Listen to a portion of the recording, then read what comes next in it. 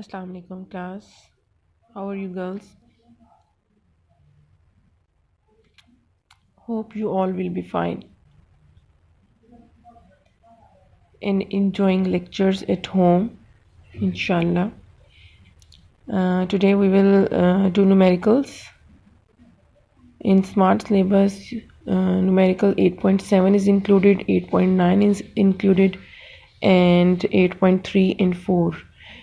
Still, we don't read the topic about these numericals.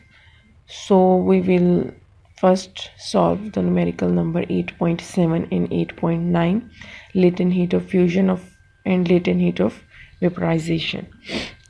First question is, how much ice will be melt by 15,000 joule of heat? Latent heat of fusion of ice is 336,000 joule per kg. Amount of heat is given here, latent heat of fusion of ice, that is constant value, and we have to calculate the mass.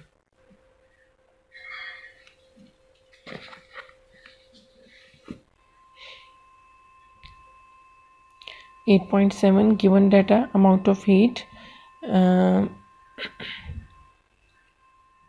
heat delta QF is equal to 50,000 joule. अब मैंने यहाँ पे ये F इसलिए use किया है बेटा क्योंकि यहाँ पे फ्यूजन प्रोसेस हो रहा है, ठीक है, तो इसलिए जो हीट यूटिलाइज हो रही है वो उसको सबस्क्रिप्ट में हम F यूज़ करेंगे. Latent heat of fusion of ice की कांस्टेंट वैल्यू दी हुई है आपके पास 6,000 जॉल पर केजी, ठीक है.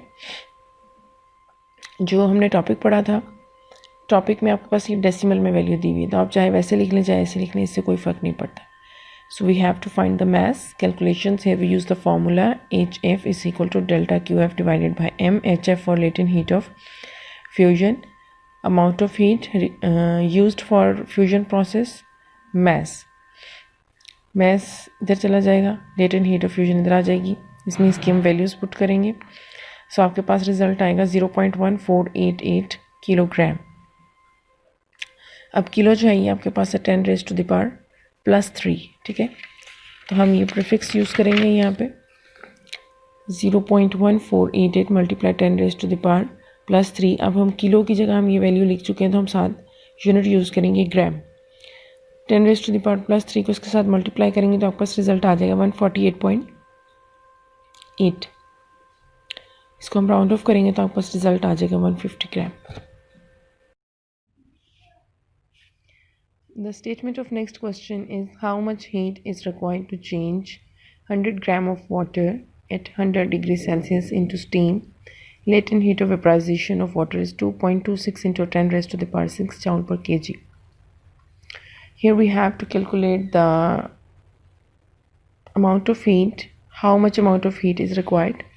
So we have to calculate the amount of heat, mass is given, and latent heat of vaporization of water is given in the question.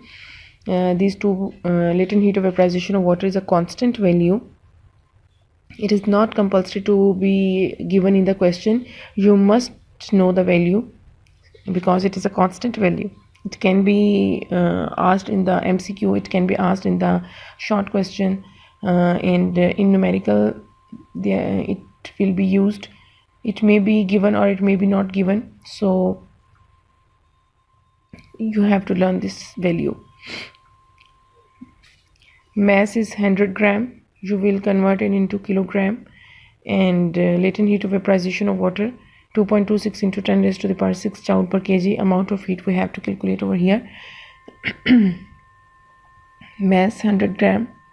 We are going to divide it with 1000 to convert it into kilogram. Mass will be 0.1 kg. Latent heat of vaporization. For vaporization we use V in the subscript, 2.26 into 10 raised to the power 6 joule per kg. Amount of heat delta QV is delta QV. We have to find it. Calculations. Use the formula HV is equal to delta QV divided by M. हमें amount of heat calculate करनी है. Latent heat of vaporization भी given है, mass भी given है बेटा. mass यहाँ divide हो रही है, ये value इधर आके multiply होगी. वैल्यूज़ पुट करेंगे हम 0.1 kg इंटू 2.26 इंटू 10⁻6 जूल पर kg। पर kg और kg कैंसिल हो जाएंगे, इन दोनों को मल्टीप्लाई करेंगे तो हमारे पास रिजल्ट आ जाएगा 2.26 into 10⁻5 joule amount of heat, and it is V. Here joule will be cancelled with joule. This is the previous numerical 8.7 per kg जो है ये ऊपर जाके आपके पास क्या हो जाएगी, इसकी पावर +1 हो जाएंगी। ठीक है,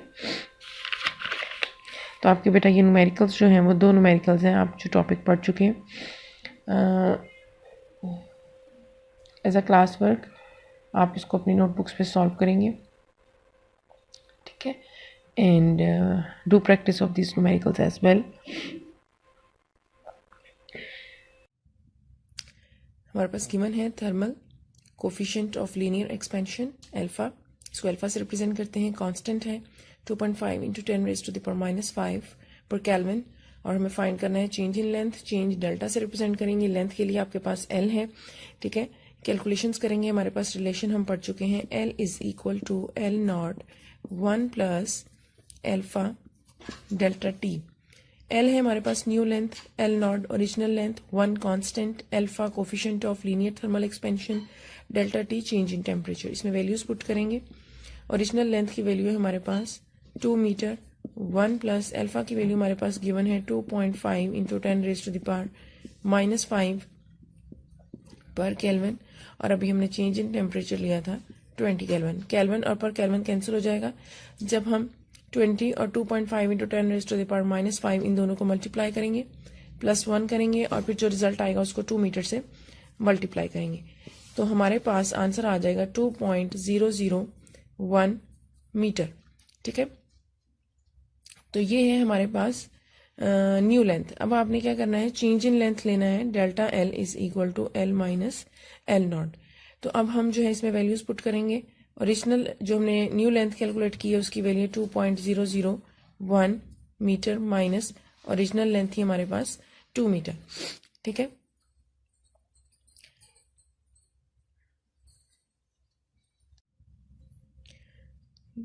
जब हम चेंज लेंगे तो आप 2.001 माइनस 2, तो ये आपके पास रिजल्ट आ जाएगा 0.001 मीटर। मीटर को हम कन्वर्ट करेंगे सेंटीमीटर में, तो ये आपके पास आ जाएगा 0.001 इंटू 100 सेंटीमीटर। 1 मीटर में 100 सेंटीमीटर होंगे, तो ये आपके पास रिजल्ट आ जाएगा 0.1 मीटर। तो ये हमारे पास लेंथ में चेंज आ जाएगा कि कितना लेंथ उसकी इंक्रीज हुई है।